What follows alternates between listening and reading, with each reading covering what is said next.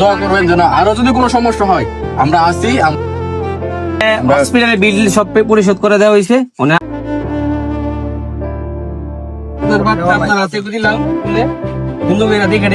আমরা পেরেছি 2টি জীবন বাঁচাতে, আমরা পেরেছি একটি পরিবারের মুখে হাসি ফোটাতে। 2 দিন আগে আমরা একটা ফেসবুকে পোস্ট পাই যেখানে লেখা ছিল অর্থের অভাবে জ্বরে যাবে 2টি প্রাণ। আর সেই পোস্ট দেখে আমরা ছাত্র যুব সমাজ তার সাথে যোগাযোগ করি এবং হসপিটালে গিয়ে ঘোষণা দেই সেই রোগীর সকল দায়িত্ব আমরা নিলাম। আপনারা হয়তো অবগত আছেন রোগীর মাও নেই, বাবাও নেই, দুনিয়াতে আছে শুধু তার স্বামী, সেও হত দরিদ্র। আমরা ছাত্র যুব সমাজ থাকতে ভৈরবে অর্থের অভাবে কেউ মারা যাবে এটা আমরা কোনোভাবেই মানতে পারছিলাম না। আর তাই আমরা তার সম্পূর্ণ দায়িত্ব নিই এবং তার হসপিটালের বিল আমরা পরিশোধ করতে সক্ষম হই। আলহামদুলিল্লাহ, আমরা ছাত্র যুব সমাজ যে কথা দিয়েছিলাম কথা রাখতে সক্ষম হয়েছি।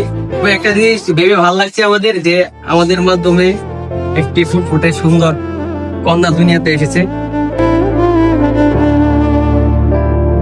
হসপিটালের বিল দেওয়া শেষে আমাদের হাতে ধরিয়ে দেওয়া হয় একটি ওষুধের লিস্ট, আর যেটি মাস্ট বি লাগবে, আর যার জন্য আমরা চলে যাই একটি ফার্মেসিতে। সেখান থেকে নিয়ে আমরা 1 মাসের ওষুধ আর যা লাগবে রোগীর জন্য মাস্ট বি। সবকিছু শেষে রোগীকে হসপিটাল থেকে রিলিজ দেওয়া হয়েছে।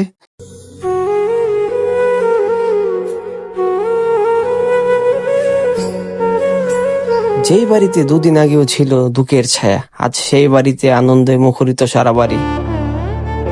আমরা পড়াইছি ছাত্র যুব সমাজ, আমরা এর পাশে দাঁড়িয়েছিলাম। মুশারফ নিজের ভাইয়ের কাম করছে, অনেক পরিশ্রম করছে, আমরাও করছি। দেখা গেছে আমরাও কিন্তু সবাই বেকার, আমরা তো কোনো কর্মজীবী তা কিন্তু না। সবাই সাহায্য করছে বিধে আমরা পারছি। অনেক এটা দেখতে কিন্তু আপনারা দাঁড়িয়ে দোয়া করবেন যেন আরো যদি কোনো সমস্যা হয় আমরা আসি। আমরা সবসময় সাহায্য সহযোগিতার হাত বাড়ায় আমরা সবসময় আছি। তাদের জন্য না, আপনাদেরও যদি কেউ এরকম জানাশোনা কেউ থাকে, বিপদে আপদে পড়ে থাকে আমাদেরকে জানাবেন। হসপিটালের বিল সব পরিশোধ করে দেওয়া হয়েছে, অনেক ওষুধ দেওয়া আছে সব। আমরা আপনি কি করতেছেন কি? আচ্ছা, আপনার নিয়েও আমরা একটা চিন্তা করতেছি, জানানো হয়েছে ওনারে। জানাইছি আপনার একটা রিক্সার ব্যবস্থা আমরা দেখি ইনশাল্লাহ যদি করতে পারি কিনা, আমরা চেষ্টা করতেছি। যদি রিজিকে থাকে, আল্লাহ যদি আমাদের উপরে রহমত দেয়, আমরা চেষ্টা করবো আপনার রিজিকের ব্যবস্থা যাতে আমাদের মাধ্যমে আল্লাহ তাআলা যাতে আপনার একটা কইরা দেয়। হ্যাঁ, আমরা যেন এই চেষ্টাটা দোয়া করবেন আমাদের জন্য। আর আপনি টেনশন নেন না, বুঝছেন? যেটা শুনছি মানে খারাপ লাগছে। আপনি আপনার বাচ্চা আপনার হাতে দিলাম বলে